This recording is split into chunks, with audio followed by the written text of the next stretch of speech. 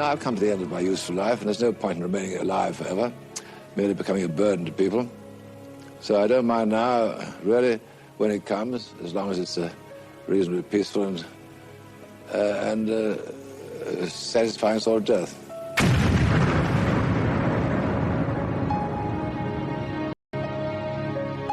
The blast was so powerful that the rubber soles were torn away from the canvas uppers of the shoes.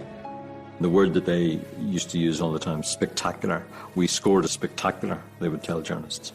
And it was spectacular. It was an amazing event. Maybe in many ways the Mountbatten tragedy was, in many ways, probably one of the most positive things that happened in our relationships. And that seems an extraordinary thing to say, but you know, I mean, it was the beginning of something very positive.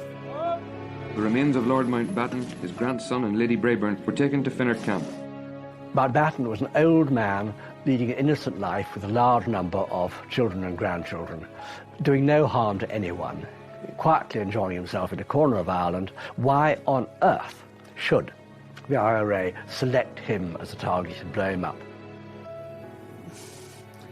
These are blows inflicted on an enemy in wartime, and what does one expect?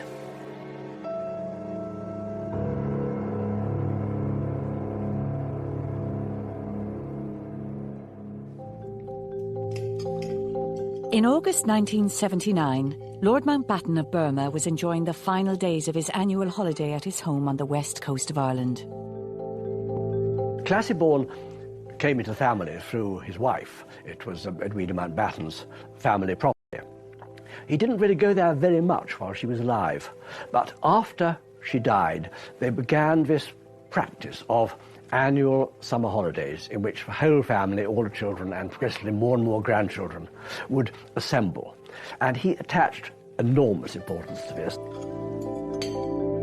Every August, we all look forward to the fact that there would be a change in Mullaghmore. You'd have a pretty distinguished guest with a fairly large entourage who would visit the area every August.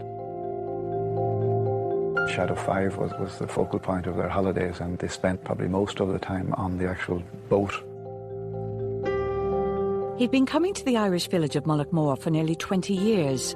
Despite the continuing violence just a few miles across the border in Northern Ireland, Mountbatten, a grandson of Queen Victoria, believed he was safe.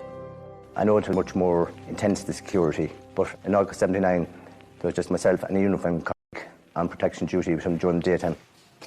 Throughout the 70s, the IRA grew more sophisticated in its attacks, and it was about to launch its most audacious operation yet. Its target, Mountbatten himself, the last Viceroy of India, decorated war hero, and mentor to Prince Charles. Under the cover of darkness, the terrorists had placed a 50-pound bomb onto the floorboards of Mountbatten's prized motorboat, the Shadow 5, which he kept moored in Mullaghmore. It was extremely well executed. It was easy to put a device into the boat the night before, unguarded and unattended. Lord Mountbatten was a much-loved and well-respected member of the royal family. He had served his country at the highest level, commanding the Navy in Asia during World War II and overseeing the final days of the British Empire in India. Mountbatten was a man of enormous qualities and virtues. He was also a liar, a self-glorifier, a man who, not deliberately, twisted the truth to suit his own purposes. In 1979, Mountbatten had hired a 15-year-old schoolboy from Enniskillen in Northern Ireland to help him on the boat. For Paul Maxwell, it was a dream job. I mean, he just idealised the job, really. He thought it was just fantastic. And he used to I'd steer the boat out of the harbour in the mornings and so forth, and anyone watching, our Paul steer the boat, you know. Vaughan Castle has dominated the skyline over Mullaghmore. Built by a former British Prime Minister. During the 1960s and 70s, it was the ideal location for Mountbatten to escape the formality of life as a royal. Classybourne was for him almost a sacred place because it was the last redoubt in which a family could gather and lead a totally normal family life with no pomposity, no formality, and yet all the kind of hallowed observances which go with regular family holidays. I think without his life in Classieborne, his whole existence as a family man would have been immeasurably impoverished. The visits had become so regular that by the late 70s the royal party caused little disturbance to the sleepy coastal village, and the locals welcomed the employment that came with its arrival. I had a job at Classieborne Castle. I worked there every summer, a great man indeed. But at the same time, he was a very ordinary and natural person. He spoke with everybody. Everybody liked him. He always seemed to have people looking where he was. There was always interest in him, wherever he went. Lord Mountbatten's security was assessed by the authorities in both Dublin and London. But despite the continuing troubles in the north, neither government was aware of any specific threat and advised him he was safe to travel to County Sligo. We had no inhibition or anxiety at all because we knew that he was a very welcome visitor down there, and we were very anxious to ensure that he would always come back and welcome it. It was, after all, a family place. He was very, very ill-advised to be going there every August. What was he thinking about? And what were his security advisors thinking about? Lord Louis Mountbatten was Prince Philip's uncle, known affectionately as Dickie. He was a prominent member of the British royal family. Mountbatten was a central part, almost, of the post-war royal family. He, in terms of ranking in royal status, he was not particularly high, but they knew how loyal he was, how affectionate he was, and usually, on most issues, how right he was. And I do think he was greatly valued by everyone in the royal family. The Prince of Wales was extraordinarily close to Lord Mountbatten. He used to refer to him as his honorary grandfather and almost treated him as such, especially since he hadn't got a grandfather of his own. And he loved Mountbatten, he revered Mountbatten, he argued with Mountbatten, certainly, but he respected enormously Mountbatten's views, his opinions. He listened to him as he listened to nobody else. And Mountbatten was an extremely good influence in the Prince of Wales's life. From an early age, it was clear that Mountbatten would follow his father to serve his country on the high seas. He rose through the ranks, and during World War II, came to the attention of Winston Churchill, who spoke of his admiration for Mountbatten. Churchill admired courage, he admired enterprise, he admired imagination, and Mountbatten had all those in buckets. The personal high point of the war came in Singapore when he received the Japanese surrender. They needed somebody who was a bit flamboyant and who would raise the morale of what had been a rather depressed and beaten army.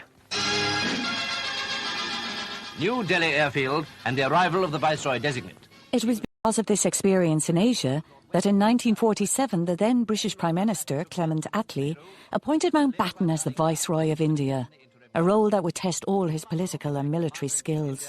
When Mountbatten arrived in March 1947, someone described India to be like a ship on fire in mid-ocean with ammunition in the hold. So a very volatile, bloody, unstable political situation. And what Mountbatten had was understanding of how to handle a very difficult diplomatic situation. How do we get these leaders of different political parties who have not been able to sit together on a table to discuss things in the lead up to 47. How do you get them around the table, and how do you get them to accept a compromise solution? And Mountbatten was possibly, I think, one of the best candidates to do that. Inevitably, he made enemies. Inevitably, people thought he was being unfair, favouring one side or the other. But given the horrors that were possible, I feel only admiration for him. Attlee's brief for Mountbatten was clear: get Britain out of India. But the ideal plan of leaving behind a united continent quickly slipped away. And as the British withdrew, the mass migration across the new boundaries between India and Pakistan resulted in bloodshed. If you look at how partition came about, it was always going to be messy. It is impossible to expect that in the space of a few weeks, a subcontinent could be divided without rupture and bloodshed. But the scale of the bloodshed possibly took almost everyone by surprise. Little was Lord Mountbatten to know that just over 30 years later, in a different part of the world, he himself would become victim of the violence and bloodshed born out of another contentious border. By 1979, Northern Ireland was already into its second decade of routine violence and seemingly intractable conflict. You had this daily diet of violence. Nobody knew what was going on, and everybody kept saying, this is getting worse and worse. There was the famous phrase at the time was, this is going to get worse before it gets better. Despite the continuing violence in Northern Ireland all through the 70s, Mountbatten and his family continued to make their annual pilgrimage to Moor in the Republic of Ireland. Mountbatten knew that for him, a celebrity like him, with royal connections and a military background, he would consult the authorities in London. Every time they said, yes, of course, we accept the fact it is the faint possibility of a risk, but we believe you could safely go. He so much wanted to go, in a way, that even if they'd been more discouraging, I think he might well have gone. But as it was, he did go with official blessing. Looking back with hindsight, it's absolutely extraordinary to think that a member of the royal family should, in the middle of a violent Republican campaign, should think that he would be safe and sound in holidaying in Ireland. I was aware of his presence there back in the very early 60s, 60 or 61, when I was in charge of the IRA. And an application came from a unit operating in West Fermanagh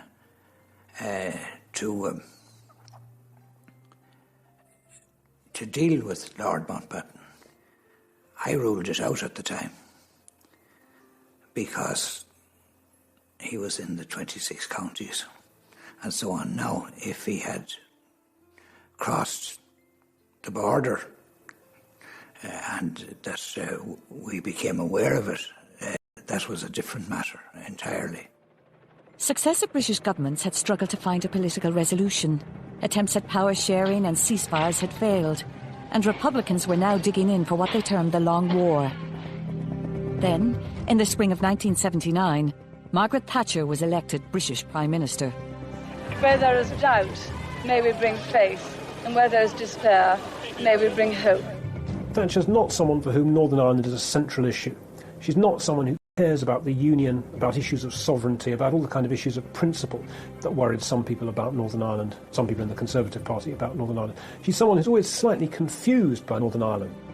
Margaret Thatcher had first-hand experience of the violence, losing one of her closest political friends, the MP, Éire Niamh.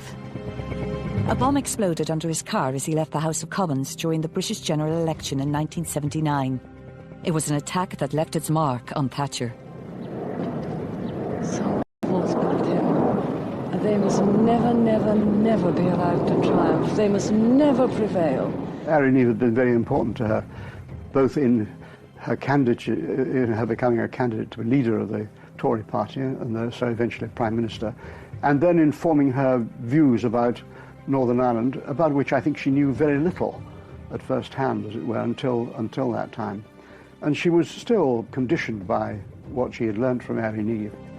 What she does have is a very strong notion of terrorism, and she sees Northern Ireland really as top of Margaret Thatcher's political priorities.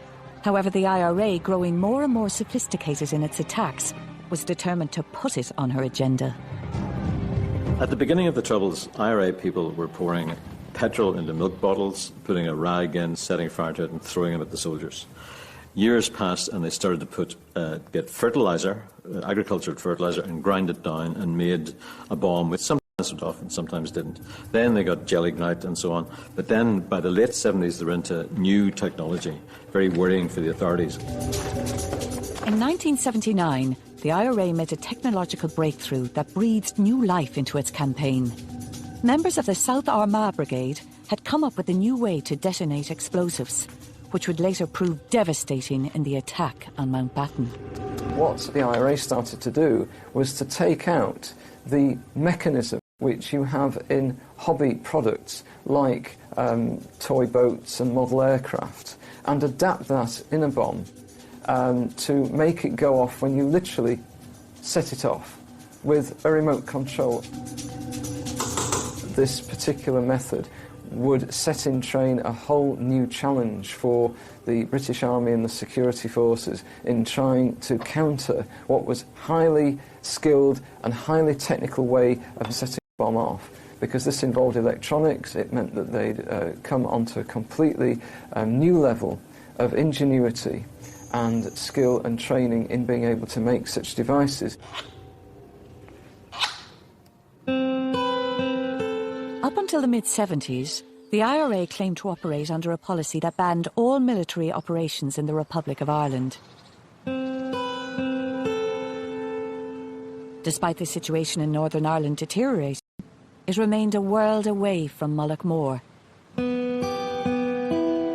I could honestly say that Mullaghmore up to that stage certainly wasn't touched. Of course we're aware of the happenings in Northern Ireland because we're within 17, 18 miles of the border, but we weren't certainly any more conscious than any other part of the country. In July 1979, the Maxwell family were settling into their holiday when they were approached by a local woman who asked if their son Paul would be interested in a summer job. She was given the job of trying to find somebody who would act as a boat boy for the summer, basically. And she asked me if Paul would be willing to do it. And I asked him, and he was really over the moon about it, and he got the job. Lord Mountbatten had local boat builders construct the Shadow 5 to his own specifications. Prior to his arrival, locals would prepare the boat for him. And throughout the month of August, he took to the water almost every day. It's a very, very well-maintained boat with an actual toilet installed, which was unusual for boats at that stage, and quite a lot of navigational and radio equipment installed as well. Coming from Northern Ireland, John Maxwell was used to the constant threat of violence, but in Mullaghmore, he believed his family was safe. Well, initially when Paul took the job, I had some concerns about it, but Paul was so keen that I didn't like to, and I thought to myself, well, the security, if somebody wants to take Mountbatten out, they could do it in another way rather than involve small kids or anybody else that was with them at the time. And I thought the risk didn't seem to be all that high anyway. In previous years, there was full-time protection on the boat while it was berthed in the harbour and not in use. But in August '79, that protection had been removed, I think possibly at the wishes of Lord Mountbatten. He wanted minimum security, and there were routine patrols by local patrol cars from maybe Kinlough, Bundoran, Ballyshannon, Sligo, patrolled the harbour and the surrounding areas and the main Sligo to Donegal Road on a regular basis.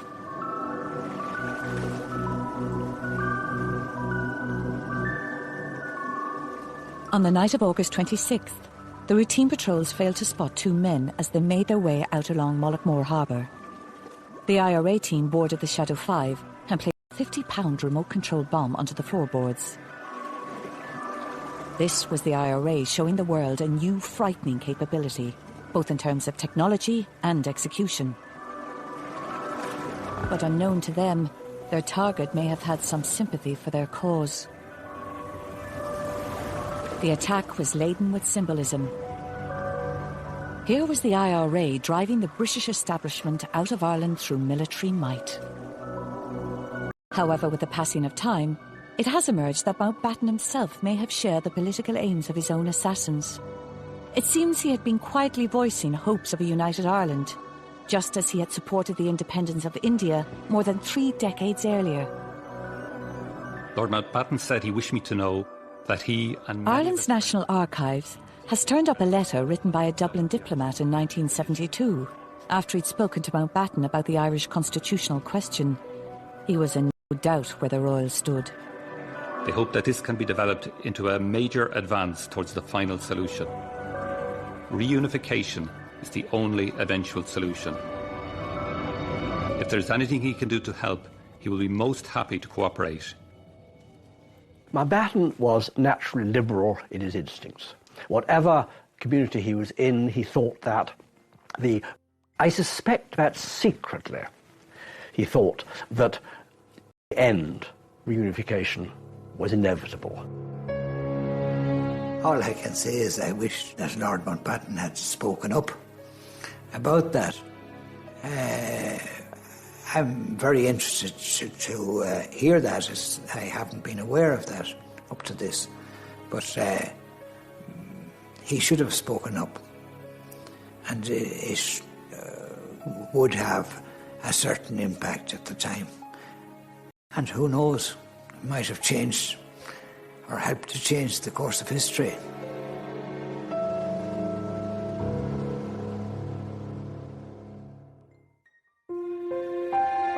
For Enniskillen teenager Paul Maxwell, the summer of 1979 had given him a dream job working as a boat boy for a member of the royal family. Lord Mountbatten, the last Viceroy of India, spent each August in Mullaghmore, County Sligo, and on the morning of August 27th, both were nearing the end of their holidays.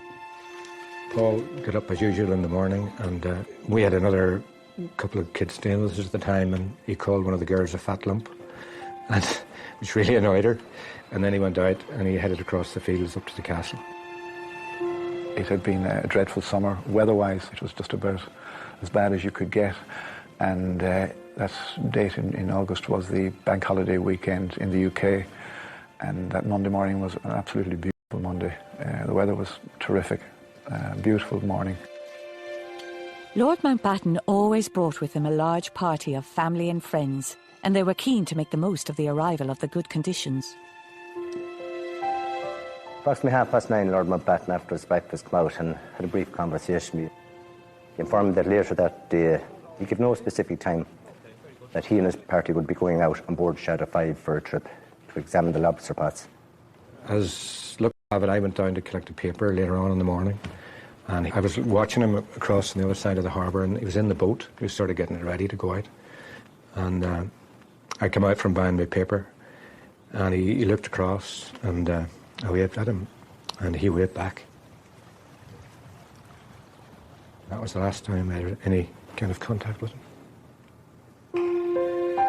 Meanwhile, back at Classiebawn Castle, preparations were underway for the trip on Shadow 5. About 11 o'clock at that, the party were in and out and loading the car with picnic basket and various items.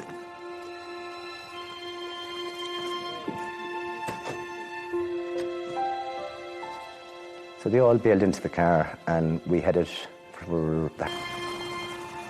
We arrived at the boat, the tide was quite low, so Lord Mountbatten, being 79 years of age, an elderly man, and the Dowager Lady Patricia Bayburn was 83. I helped them down onto the boat and remained with them on the boat for a period. So Lord Mountbatten took control of the boat himself. The Dowager Patricia Bayburn sat at the rear of the boat, along with Lady Bayburn. Lord Bayburn, Timothy and Nicholas Natchwell, twin sons, 14 years of age, and Paul Maxwell were in the main body of the boat then. Lord Mountbatten steered the boat out of the harbour, turned left and headed towards where the lobster pots were. I had went down onto the rocks, down onto where the small wee ponds of water were just walking along the rocks. And I sat down because I seen the boat approaching. And I knew the boat was going to be lifting the lobster pot right beside me. I was really 30 yards from the boat. I wouldn't have been any further than that. I was up reading the paper at the back of the cottage. I suppose it would have been maybe 11 o'clock or 11:30 or something like that. I followed along the cliff face, keeping the boat under close observation at all times. So within minutes, the boat came to wee inlet where the lobster pots were. They were chatting among themselves, like just hear them talking. And the boat was coming towards me and then turned to the right-hand side. And it was then that someone had stopped to lift the lobster pot. I was looking down at the cliff face, directly down onto the boat. From what I can remember, there was somebody leaning over the boat to lift the lobster pot. It was an enormous explosion.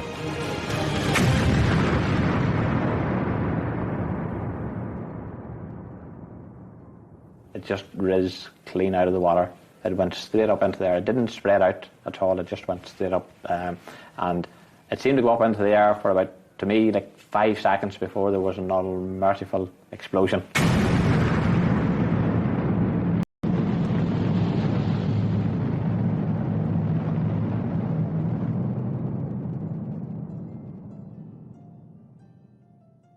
Blue-red flashes emerged. A massive, mushroom-like cloud of smoke came up in front of me. I was there. I don't believe this. This isn't happening. It hasn't happened.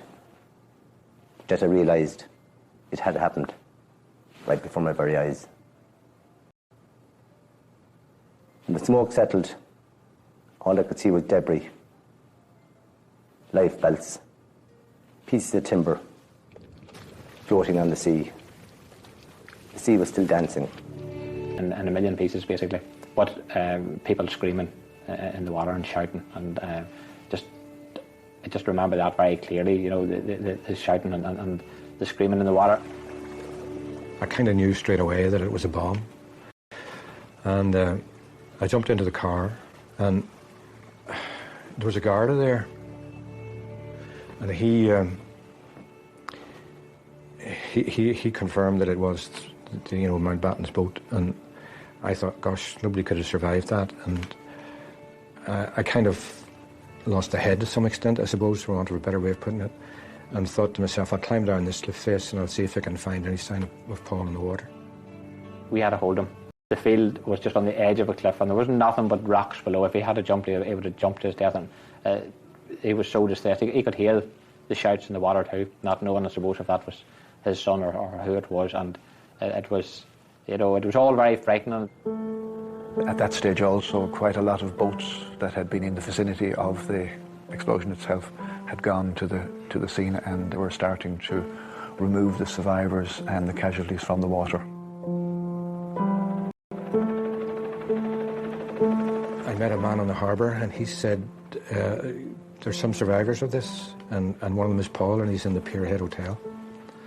So I felt a fantastic sense of relief at that point, and ran into the Pierhead Hotel, and I went up and saw this boy lying. The twins, the Natchwell twins, were fair-haired, like Paul, and at first I thought it was Paul, but it turned out that it was Tim. And that was a huge letdown, of course, because then I had to start looking for Paul again. I went back down onto the harbour, and there was a boat there, and a man I know said that he had Paul's body in the boat. So I went onto the boat. Paul was just lying there, and his head was in a bucket of mackerel. And I picked him up, and his body was still warm. So I thought he might be alive, but he wasn't. Lord Mountbatten died instantly in the attack, along with one of his grandsons, Nicholas Snatchbull. Another member of the party, Baroness Brabourne, would die the following day from her injuries. For Mountbatten, if he had gone alone, it was just about the perfect ending. He was nearly 80, he knew he was growing old, he hated growing old. He was at sea, he was doing what he loved most. He was blown up at sea by Her Majesty's enemies. The tragedy was that these other totally innocent members of his family went along with him, and that would have obviously caused him the deepest regret. The transformation from early morning Mullaghmore to midday in the afternoon couldn't be more stark. If a bustling, thriving little holiday village, little port, to a little village that had been totally devastated, an air of doom and gloom and disbelief and shock had enveloped Mullaghmore and its visitors. Whenever people were standing around the harbour talking about it afterwards, I was down in the middle of it, and I can remember telling people I saw what happened, you know. So I suppose at 14 years of age it was a big event for me, you know, and I was saying that, you know, I had seen what had happened.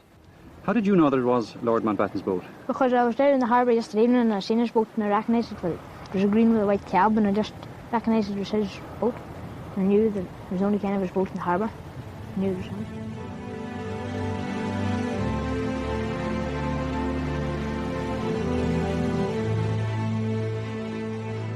In military operations, things change very quickly from time to time, and sometimes on-the-spot decisions have to be taken. And I don't know what the decision-making process was in that regard. But I regret the deaths of the civilians.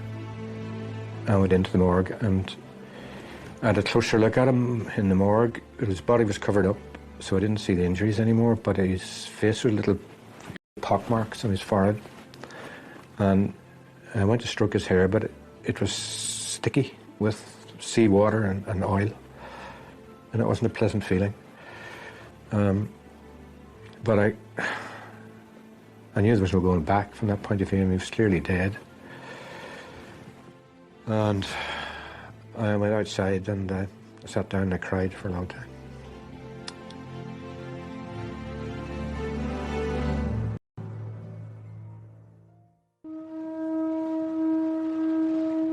In August 1979, the IRA had struck right at the very heart of the British establishment with the killing of Lord Mountbatten of Burma while he was on holiday in Ireland.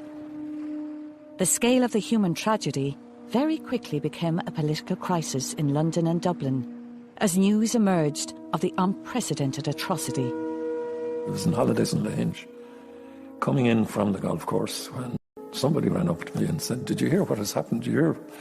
I said, "No, I haven't an idea," but I never knew. And my immediate reaction was to get back to Dublin as fast as I could. And the news was about to get a whole lot worse. 2 hours after Mountbatten, the IRA again used its remote control technology to kill 18 members of the Parachute Regiment at Warren Point in County Down. The attacks had been planned and executed with ruthless precision.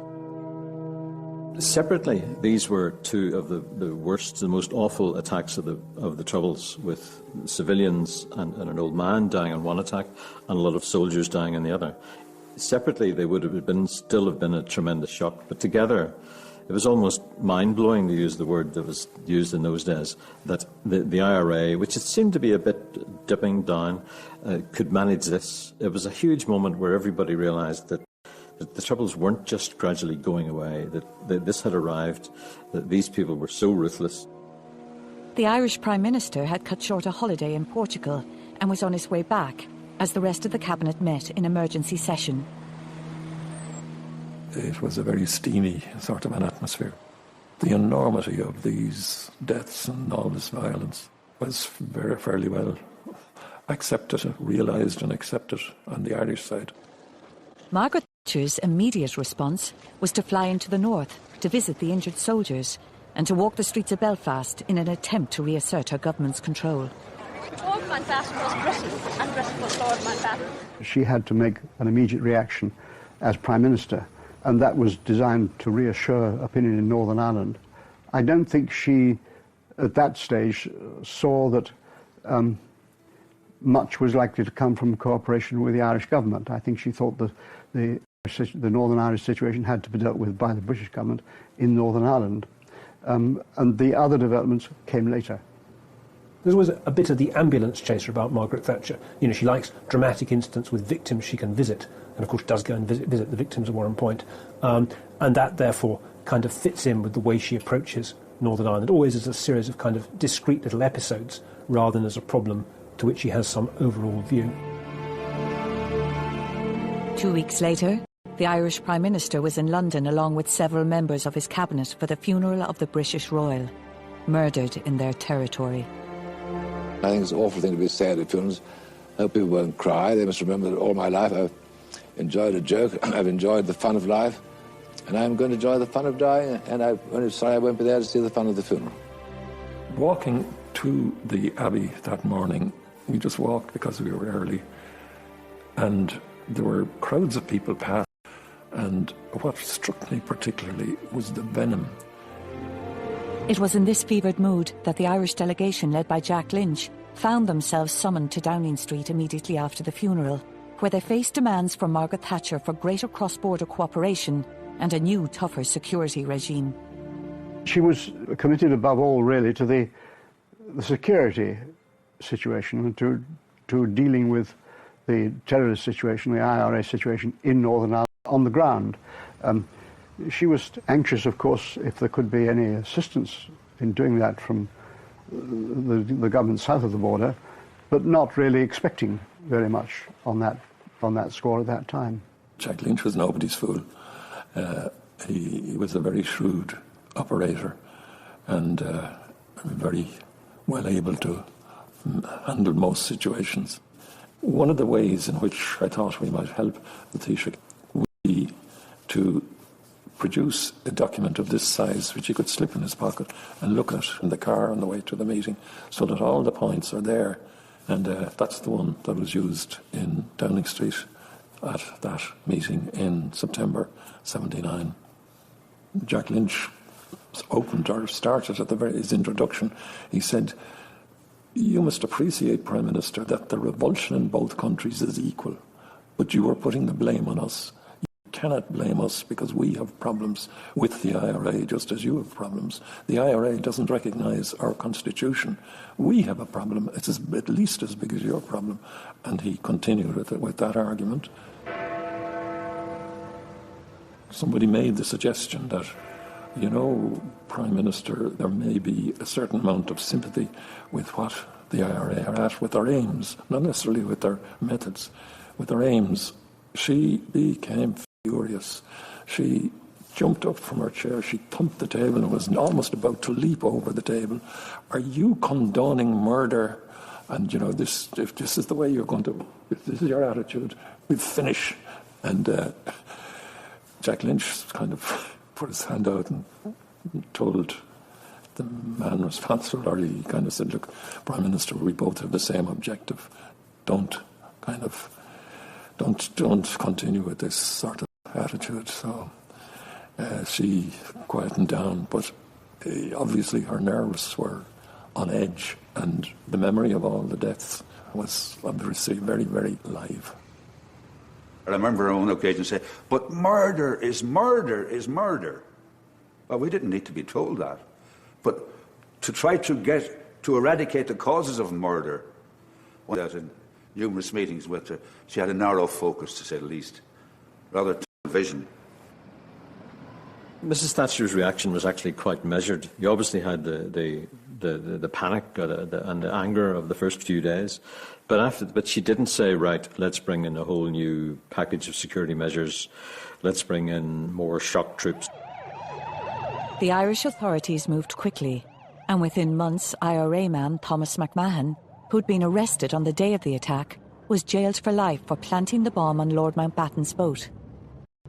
Forensic evidence helped convict McMahon, whose boots were found to have traces of paint from the Shadow 5 on them.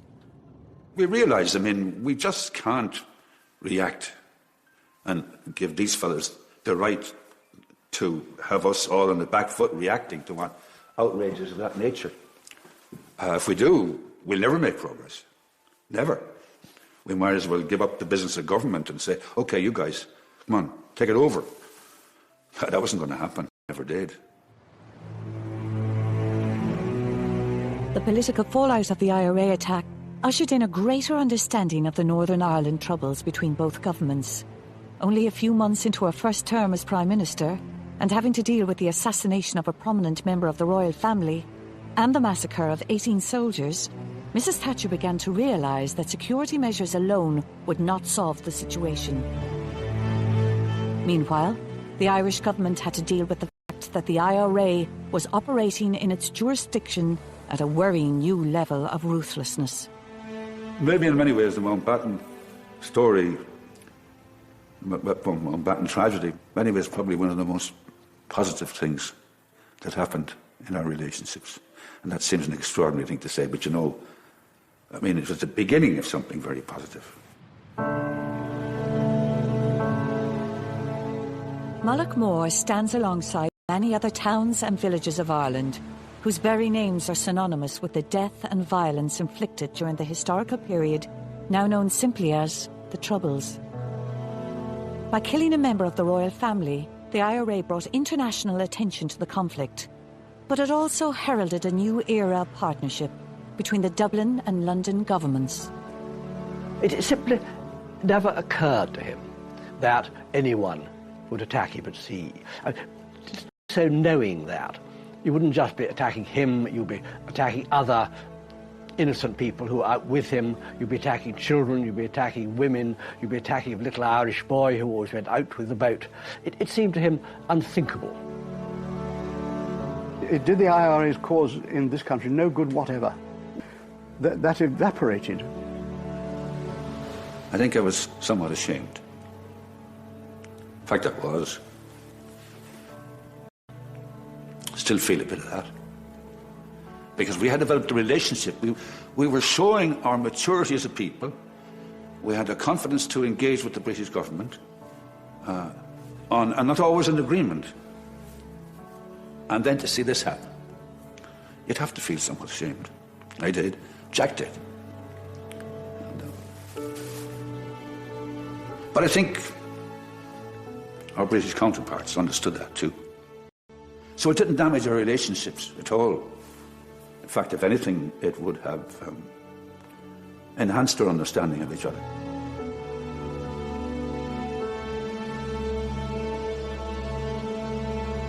Their feats are legendary, serving as a blueprint for warfare thousands of years later. Battles BC uses stunning graphics to show leaders from the ancient world in some of the greatest conflicts in history. See it tomorrow afternoon at 4 as part of the free weekend pass on Sky 3.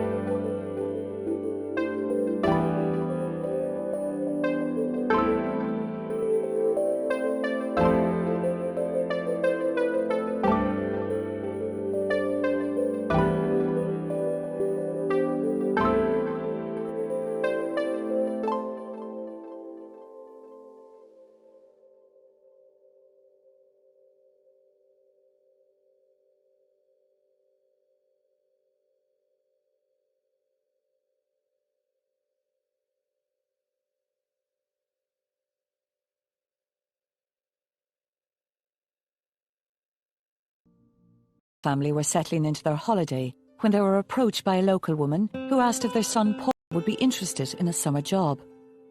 She was given the job of trying to find somebody who would act as a boat boy for the summer, basically. And she asked me if Paul would be willing to do it. And I asked him, and he was really over the moon about it, and he got the job. Lord Mountbatten had local boat builders construct the Shadow 5 to his own specifications. Prior to his arrival, locals would prepare the boat for him. And throughout the month of August, he took to the water almost every. It's a very, very well maintained boat with an actual toilet installed, which was unusual for boats at that stage, and quite a lot of navigational and radio equipment installed as well.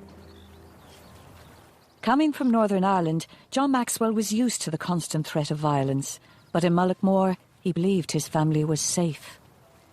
Well, initially when Paul took the job, I had some concerns about it, but Paul was so keen that I didn't like to, and I thought to myself, well, the security, if somebody wants to take Mountbatten out, they could do it in another way rather than involve